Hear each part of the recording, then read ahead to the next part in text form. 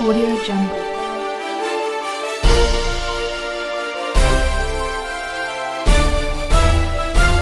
Audio Jungle. Appu ಆಸರೆ ನಿರಾಶ್ರಿತರಿಗಾಗಿ ಅನ್ನದಾಸೋಹ ಸೇವೆ ನಮ್ಮದು ಸಹಾಯ ನಿಮ್ಮದು.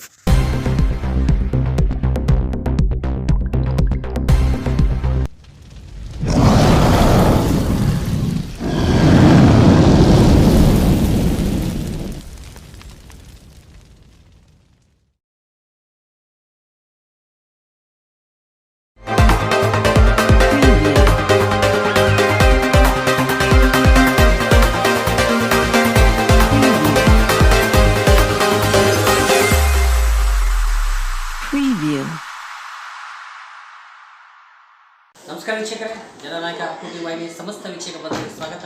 ನಾನು ಹೊನ್ನೂರು. ಇವತ್ತು ದುಡ್ಡು ಕೊಟ್ಟರೆ ಡೆಲಿವರಿ ಆಗುತ್ತೆ, ದುಡ್ಡು ಕೊಟ್ಟರೆ ಔಷಧಿ ಸಿಗುತ್ತೆ. ಏನು ಹೇಳ್ತೀರಾ ಸರ್ ಡಾಕ್ಟ್ರ್ ಬಗ್ಗೆ, ಸರ್ಕಾರ ಆಸ್ಪತ್ರೆಗಳ ಬಗ್ಗೆ ಅಂತೆಲ್ಲ ಹೇಳ್ತಾ ಇದ್ರಿ. ಬಹುಶಃ ಇವತ್ತು ಭಾಳಷ್ಟು ಬಡ ಕುಟುಂಬದಲ್ಲಿ ಅಥವಾ ಮಧ್ಯಮ ವರ್ಗದಲ್ಲಿ ಹುಟ್ಟಿ ಒಬ್ಬ ತುಂಬ ಸದಸ್ಯರಿರ್ತಕ್ಕಂಥ ಒಂದು ಕುಟುಂಬದಲ್ಲಿ ಹುಟ್ಟಿ ಒಬ್ಬ ವ್ಯಕ್ತಿ ಇವತ್ತು ಗ್ರಾಮೀಣ ಭಾಗದಲ್ಲಿ ಇದ್ದರೂ ಸಹಿತ ನಾವು ಕೂಡ ಕಷ್ಟಪಟ್ಟು ಡಾಕ್ಟರ್ ಆಗಿದ್ದೀವಿ. ಆದರೂ ಕೂಡ ಇವತ್ತು ಬಡ ಜನರನ್ನ ಒಂದಿಷ್ಟು ಆರೋಗ್ಯವನ್ನು ವಿಚಾರಿಸೋದ್ರಲ್ಲಿ ಅಥವಾ ಅವರಿಗೆ ಸಹಾಯ ಮಾಡೋದ್ರಲ್ಲಿ ಒಂದಿಷ್ಟು ನಾವು ಸಾಧನೆ ಮಾಡಬೇಕನ್ನೋ ದೃಷ್ಟಿಯಿಂದ ಇವತ್ತು ವೈದ್ಯರಾಗಿದ್ದಾರೆ.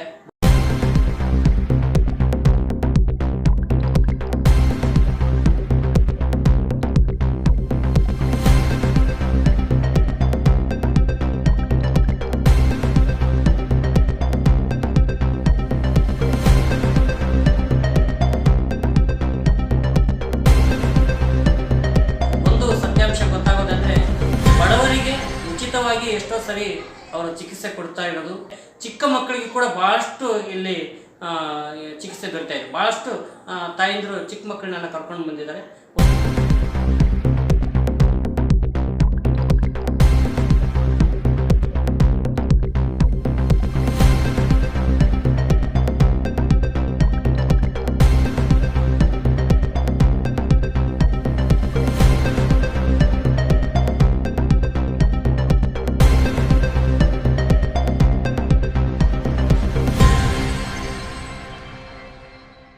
ಸಂಪತ್ ಕುಮಾರ್ ಅವರು ಯಾರಿಗೆ ಗೊತ್ತಿಲ್ಲ ಹೇಳಿ ಸಂಡೂರು ಭಾಗದಲ್ಲಿ ಅಂತ ಕೇಳಿದ್ರೆ ಬಹುಶಃ ನಾನು ನೋಡ್ತಿದ್ದೆ ಭಾಳಷ್ಟು ಬಡ ಜನ ಬರ್ತಿದ್ರು ಇಲ್ಲಿ.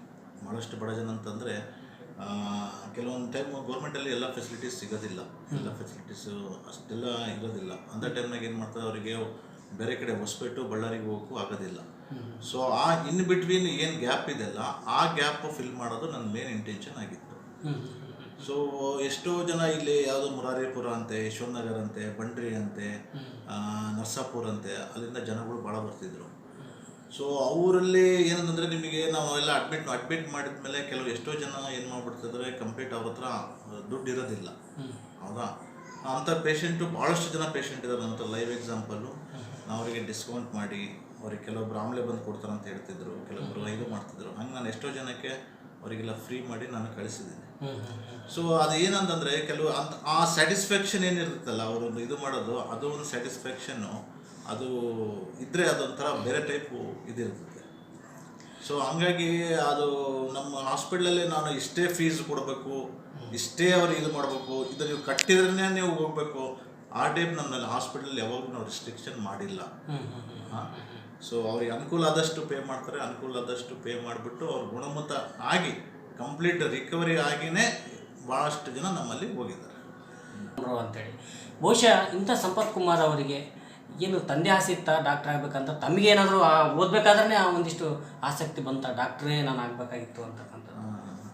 ನಮ್ಮ ಫಾದರ್ ನೋಡಿ, ಒಬ್ಬರು ಎಂಪ್ಲಾಯ್, ನಾರ್ಮಲ್ ಎಂಪ್ಲಾಯ್ ಇದರಲ್ಲಿ NMDCಯಲ್ಲಿ. ಸೊ ಅವರಿಗೆ ಫಸ್ಟ್ ಡಾಕ್ಟ್ರ್ ಮಾಡ್ಬೇಕನ್ನೋದು ಅವರಿಗೆ ಭಾಳ ಒಂದು ಇಂಟ್ರೆಸ್ಟ್ ಇತ್ತು. ಆ ಇಂಟ್ರೆಸ್ಟ್ ಜೊತೆಗೆ ಅವರು ಸೊಂಡೂರಲ್ಲೇ ಮಾಡಬೇಕು ಅನ್ನೋದು, ಒಂದು ಆಸ್ಪತ್ರೆ ಮಾಡಬೇಕನ್ನೋದು ಅವರಿಗೆ ಒಂಥರ ಅದೊಂದು ಆಸೆ. ಅವರಿಗೆ ಮೊದಲಿಂದನೂ ಅವರಿಗೆ ನಾವು ಯಾವಾಗ ನಾವು MBBS ಆದ್ವಲ್ಲ ಆವಾಗಿಂದನೇ ಅವರಿಗೆ ಸೊಂಡೂರಲ್ಲೇ ಒಂದು ಸರ್ವಿಸ್ ಕೊಡಬೇಕು, ಸೊಂಡೂರು ಪೀಪಲ್ಸಿಗೆ ಒಂದು ಓರಿಯೆಂಟೆಡ್ ಸರ್ವಿಸ್ ಕೊಡಬೇಕು, ಒಂದು ಒಳ್ಳೆ ಸರ್ವಿಸ್ ಕೊಡಬೇಕನ್ನೋದು ಅವರಿಗೆ ಮುಂಚೆಯಿಂದನೇ ಅದೊಂದು ಆಸೆ ಇತ್ತು. ಸೊ ಹಂಗಾಗಿ ನಾವು ನಮ್ಮ ಪೇರೆಂಟ್ಸಿಗೆ ನಾವು ಭಾಳ ಚೆನ್ನಾಗಿ ನೋಡ್ಕೊತೀವಿ. ಅವರು ಹೇಳಿದ ಮಾತು ನಾವು ಜಾಸ್ತಿ ಇರೋದಿಲ್ಲ ಆ ಟೈಮ್. ಸೊ ಹಂಗಾಗಿ ಅವರೊಂದು ಆಸೆನ ನಾವು ಪ್ರಾಕ್ಟಿಕಲ್ಲಾಗಿ ಮಾಡಬೇಕಂತಂದರೆ, ನಾವು ಇಲ್ಲಿ ಹಾಸ್ಪಿಟಲ್ ಮಾಡಿ ಒಳ್ಳೆ ಬಡ ಜನಕ್ಕೆ ಸೇವೆ ಕೊಟ್ಟರೆ ಮಾತ್ರ ಅವರಿಗೆ ಒಂದು ಇದು ತೃಪ್ತಿ ಸಿಗುತ್ತೆ ಅಂತೇಳಿ ಅದೊಂದು ನನ್ನಲ್ಲಿ ಭಾಳ ಒಂದು ಇದ್ದಿದ್ದರಿಂದ ನಾನು ಅದನ್ನು ಕಂಟಿನ್ಯೂ ಆಗಿ ಮಾಡಿದೆ.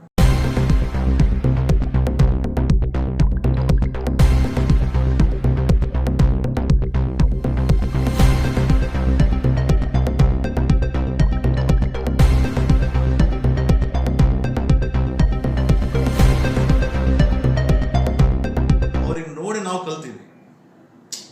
ಆ ಟೈಪ್ ನೇಚರ್ ಡೆವಲಪ್ ಮಾಡೋದು ಭಾಳ ಕಷ್ಟ. ಬಟ್ ಅಂದರೂ ಕೂಡ ನಾವು ಈ ಫೀಲ್ಡಲ್ಲಿ ನೀವು ಎಷ್ಟಾದರೂ ಬ್ಯುಸಿ ಇರಲಿ, ನೀವು ಎಷ್ಟಾದರೂ ನಿಮಗೆ ಸ್ಟ್ರೆಸ್ ಇರಲಿ, ನೀವು ಒಂದು ಪೇಷಂಟಲ್ಲಿ ನೀವು ಏನಿರ್ತದಂದರೆ ಅವ್ರಿಗೆ ನಾವು ಏನು ಮಾತಾಡ್ತೀವಿ, ಅವ್ರಿಗೆ ನಾವು ಹೆಂಗೆ ಅವ್ರಿಗೆ ಸಪೋರ್ಟ್ ಮಾಡ್ತೀವಿ, ಮತ್ತು ಅವ್ರಿಗೆ ಹೆಂಗೆ ನಾವು ಒಂದು ಉತ್ಸಾಹದಿಂದ ಮಾತಾಡಿದಾಗ ಅವ್ರಿಗೆ ಅರ್ಧ ಕಾಯಿಲೆ ಅಲ್ಲೇ ಅವರಿಗೆ ಕಡಿಮೆ ಆಗ್ತದೆ. ಸೊ ಮೇನ್ ಅಂತಂದರೆ ನಾವು ಅವ್ರಿಗೆ ಹೆಂಗೆ ಟ್ರೀಟ್ ಮಾಡ್ತೀವಿ, ಅವ್ರ treat is the medicine it self, half medicine. ಹೌದಾ, ಸುಮ್ಮನೆ ಬಂದ ತಕ್ಷಣ ಹಿಂಗೆ ಹಂಗೆ ಅಂತ ಕಳಿಸೋದು ಅದು ಆ ಟೈಪ್ ಅಲ್ಲ. ಬಟ್ ಅದು ಅವರಿಗೊಂದು ಕೇರಿಂಗ್ ಆಗಿ ನಾವು ಟ್ರೀಟ್ ಮಾಡಿದ್ರೆ ಮಾತ್ರ ಅವ್ರಲ್ಲಿ ಇರೋ ಅರ್ಧ ಕಾಯಿಲೆ ಅವರಿಗೆ ಅಲ್ಲೇ ಒಂದು ರಿಲೀಫ್ ಆಗ್ತದೆ. ಮತ್ತು ಇನ್ನೊಂದು ಪೇಷಂಟಿಗೆ ನಾವು ಯಾವತ್ತು ನೀವು ಇಷ್ಟೇ ಅಮೌಂಟ್ ಕಟ್ಟಬೇಕು, ಇಷ್ಟೇ ಇದು ಮಾಡಬೇಕು ಅನ್ನೋದು ನಾನು ಇನ್ನವರೆಗೆ ನೀವು ಬೇಕಾದರೆ ಎಲ್ಲಾದರೂ ಕೇಳ್ರಿ. ಅನನ್ಯ ಹಾಸ್ಪಿಟ್ಲ್ ಅಂತಂದರೆ ಯೂಶಲಿ ಎಲ್ಲರ ಮೈಂಡಲ್ಲಿ ಬರೋದು ಅಂತಂದರೆ ದೇರ್ ಈಸ್ ಸಮ್ ಇದು ಅಂದರೆ ಇಷ್ಟು ಅವರಿಗೆ ಸ್ಟ್ರಿಕ್ಟಾಗಿ ಮಾಡೋದಿಲ್ಲ, ಜಾಸ್ತಿ ಫೀಸ್ ಇಲ್ಲ, ಆ ಟೈಪ್ ಇಲ್ಲ ಅಂತೇಳಿ ಇನ್ನವರಿಗೆ ನೀವು ಯಾರಿಗಾದ್ರೂ ಕೇಳ್ರಿ, ಹಳ್ಳಿಯಲ್ಲೆಲ್ಲ ಕೇಳ್ರಿ, ಎಲ್ಲರಿಗೂ ಇದೇ ಮಾತು ಬರೋದು. ಸೊ ಇಲ್ಲಿ ಎಲ್ಲ ಅರೌಂಡು ಈಗ 18 ಬೆಡೆಡ್ ಹಾಸ್ಪಿಟ್ಲ್ ಇದೆ ನಮ್ಮಲ್ಲಿ. ಸೊ ಐ ಸಿ ಯು ಇದೆ, ಮೈನರ್ ಐ ಸಿ ಯು ಇದೆ, OT ಸೆಟಪ್ ಇದೆ, ಡೆಂಟಲ್ ಇದೆ, ಆಲ್ಮೋಸ್ಟ್ ಎಲ್ಲ ಕನ್ಸಲ್ಟೆಂಟ್ಸು ಬರ್ತಿರ್ತಾರೆ. ಸೊ ಮೇನ್ಲಿ ನಾನು ಎಲ್ಲ ಜನರಲ್ ಕೇಸಸ್ಸು ನೋಡ್ತೀನಿ, ಪಿಡಿಯಾಟ್ರಿಕ್ಸು ನೋಡ್ತೀನಿ. ಒಂದು ಪಿಡಿಯಾಟ್ರಿಕ್ಸ್ ಫೆಲೋಶಿಪ್ ಮಾಡಿದ್ದೀನಿ ಅಪೋಲೋ ಹಾಸ್ಪಿಟಲ್ ಬ್ಯಾಂಗ್ಳೂರಲ್ಲಿ. ಸೊ ಹಂಗಾಗಿ ಮಕ್ಕಳು ಕೇಸಸ್ಸು ಭಾಳ ಬರ್ತಿತ್ತು ನಮ್ಮಲ್ಲಿ. ಸೊ ಆಲ್ಮೋಸ್ಟ್ ಎಲ್ಲ ವರ್ಗದವರು ಬರ್ತಾರೆ. 80% ನಾನು ಬಡವರಿಗೆ ಭಾಳ ಜನ ಬರ್ತಾರೆ. ಎಲ್ಲ ಹಳ್ಳಿ ಸುತ್ತಮುತ್ತ ಹಳ್ಳಿಯಿಂದ ಎಲ್ಲ ಜನ 80% ಬಡವರು ಇರ್ತಾರೆ. ಸೊ ಹಂಗಾಗಿ ಇವಾಗ ಹಾಸ್ಪಿಟಲ್ ಹೋದರೆ ಅವ್ರ ಒಂದಿನಕ್ಕೆ 5,000 4,000 ಅಷ್ಟೆಲ್ಲ ಫೀಸ್ ಆಗ್ತದೆ. ಅದೆಲ್ಲ ಬೆಡ್ ಚಾರ್ಜಸ್ ಅವೆಲ್ಲ ಸೇರಿ.